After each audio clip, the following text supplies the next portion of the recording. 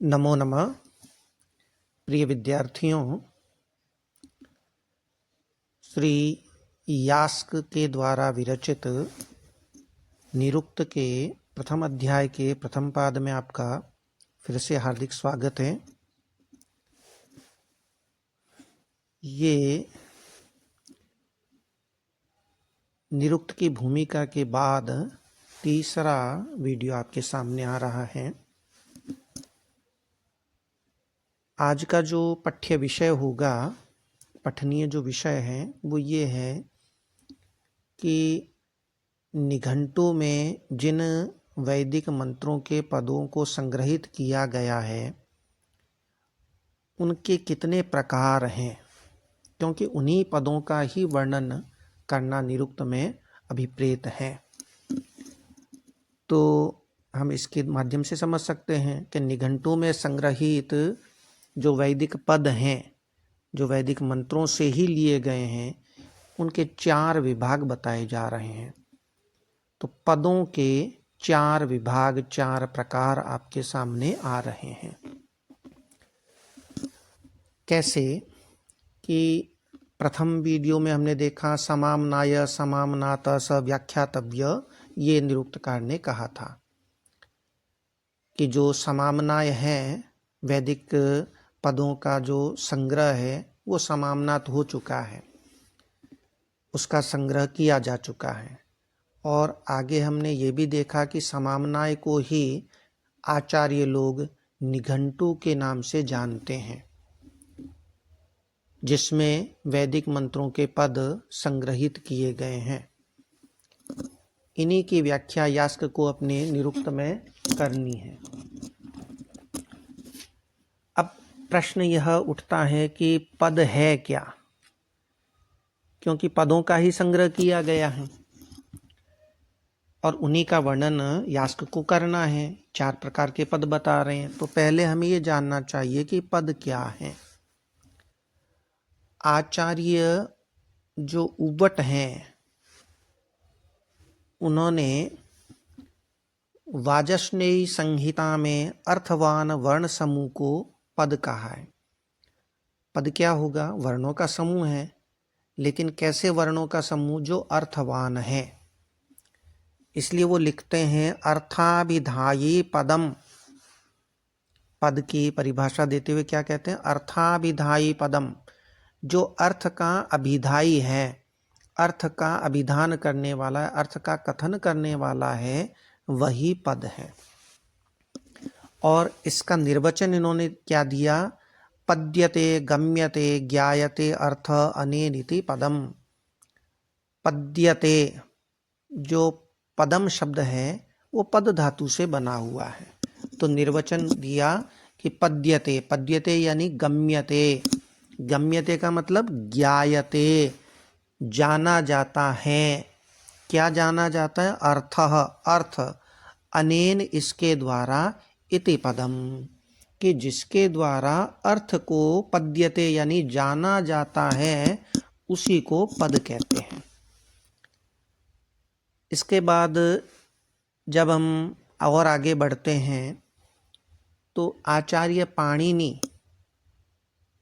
जो वैयाकरणों में मूर्धन्य माने जाते हैं, उन्होंने क्या कहा पद के विषय में? उन्होंने कहा सुप्तिंगंतम पदम। एक सूत्र संज्ञा प्रकरण में दिया, सुप्तिंगंतम पदम, यानी सुबंत और तिङंत को ही पद कहते हैं। सुप जिसके अंत में है, सुप यानी सुऔजस अमौत्सस इत्यादि जो प्रत्यय हैं वो जिसके अंत में, वो सुबंत है। और तिंग जिसके अंत में, उसको तिगंत कहते हैं। तिंग यानी तिप्तस जी इत्यादि प्रत्यय जो धातुओं से जोड़े जाते हैं। तो सुबंत और तिङंत को ही पाणिनि ने पद कहा है। और भी आचार्य हुए हैं, जैसे आपिशली हुए, गौतम इत्यादि आचार्य हुए। वो कहते हैं विभक्ति से युक्त जो शब्द है उसी को पद कहा जाए। जो विभक्ति से युक्त शब्द है वही पद है। तो उनकी परिभाषा इस प्रकार से है, विभक्त्यंतम पदम। जो विभक्ति से युक्त है वही पद है।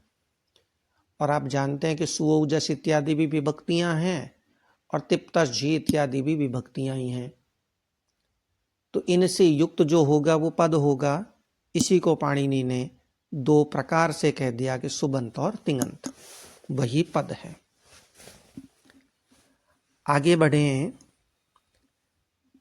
तो पाणिनि ने जो अष्टाध्यायी लिखी थी उसके भाष्यकार, जिनको महाभाष्यकार कहते हैं पतंजलि ने पद को अधिक स्पष्ट रूप से परिभाषित किया है। वो कहते हैं कि सार्थक एवं साधु शब्दों की ही पद संज्ञा होती है। जो पद किसको कहेंगे? ऐसे शब्द जो सार्थक हैं। पहली बात तो उनका अर्थ होना चाहिए, दूसरा वो साधु होने चाहिए, शिष्टों द्वारा उच्चारित होने चाहिए, वे शब्द ही पद हैं।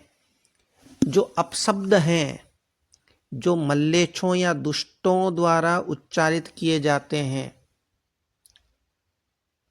दुष्टों के द्वारा तो नहीं, दुष्ट जो मल्लेच्छ हैं या दुष्ट जो शब्द हैं, जो अपशब्द हैं, उनका उच्चारण अनर्थक ही होता है।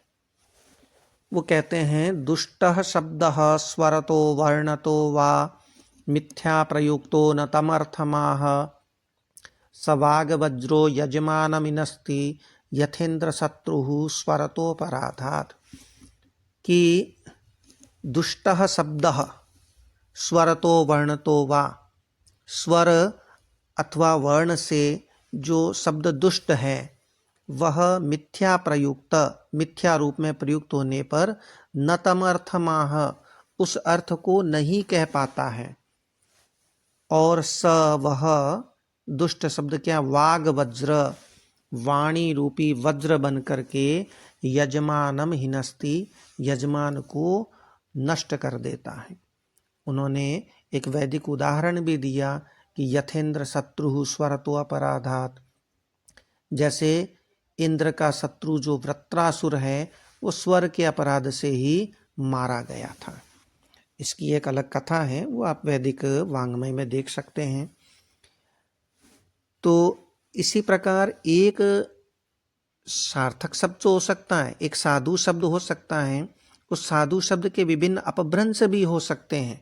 जैसे यहाँ गो लिखना है, गो शब्द जिसका अर्थ है गाय, उस साधु शब्द के विभिन्न अपभ्रंश भी हो सकते हैं, गावी, गौणी, गोता इत्यादि।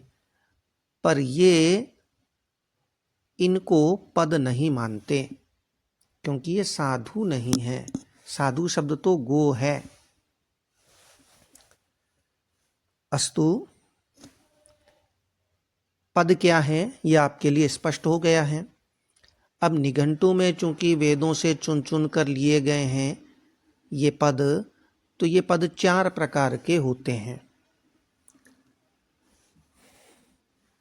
तद यानी चत्वारि पद जातानि, तद यानी तो जो चत्वारि पद जातानि 4 प्रकार के पद समूह हैं। नाम आख्याते चोपसर्ग निपाताश्च, नाम, आख्यात, उपसर्ग और निपात। तानि इमानी भवन्ति, तानि वे, इमानी भवन्ति ये होते हैं। इनका विवरण तो आगे आएगा, तानि इमानी भवन्ति, पर ये अंश है वो परीक्षा के प्रश्न पत्र में प्रायः पूछा जाता है, तो इसको आपको ढंग से तैयार करना ही चाहिए। अब चूंकि पद आपके सामने स्पष्ट हो गया, तो पदों के प्रकार भी जानने जरूरी हैं कि पद कितने प्रकार के हैं। तो इस विषय में संस्कृत के वैयाकरणों में मतभेद पाया जाता है कि पद कितने प्रकार के हैं। दुर्गाचार्य जो निरुक्त के भाष्यकार हैं, प्राचीन भाष्यकार, वो कहते हैं कि जो ऐन्द्र व्याकरण है, इंद्र द्वारा रचित जो व्याकरण है, उसमें पद एक ही प्रकार का माना गया है। संभवतया वहाँ ये माना गया कि अर्थ के वाचक जितने भी शब्द हैं वो पद हैं, तो पद का एक ही प्रकार आया है। कुछ विद्वान जैसे पाणिनि इत्यादि हैं, वो दो प्रकार के पद मानते हैं, एक सुबंत और दूसरा तिङंत।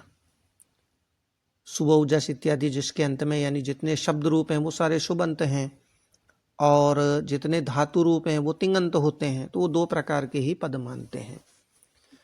उपसर्ग और जो निपात हैं उनके विषय में ये कहते हैं कि इनकी विभक्तियां जो हैं ये सुबंत ही हैं, पर इनकी विभक्तियां अब लुप्त हो गई हैं, तो इनको सुबंत में ही शामिल कर लेना चाहिए। इसलिए वो दो प्रकार के ही पद कहते हैं, सुबंत और तिङंत। कुछ विद्वान तीन प्रकार के पद मानते हैं।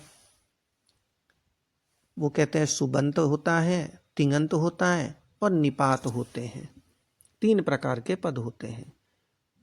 उपसर्ग को वह अलग से पद नहीं मानते, क्योंकि वो कहते हैं कि परा इत्यादि जो 22 उपसर्ग हैं वो भी निपात ही हैं। हाँ, धातु के साथ प्रयुक्त होने पर इन्हें उपसर्ग कह दिया जाता है, पर वो है निपात ही। पर यास्क के मत में पद जो हैं वो चार प्रकार के ही हैं। निरुक्त में चार प्रकार के ही माने गए हैं, जो इस प्रकार से हैं, जो उन्होंने कहा भी है, नाम आख्याते चोपसर्ग निपाताश्च। नाम, आख्यात, उपसर्ग और निपात। तो आज हमने ये चर्चा की कि पद क्या हैं और पद के कितने प्रकार होते हैं। आगे के वीडियो में हम देखेंगे कि नाम क्या है, आख्यात क्या है, उपसर्ग और निपात क्या है। ये अगले वीडियो में चर्चा करेंगे। तब तक के लिए धन्यवाद। ओम शांति शांति शांति।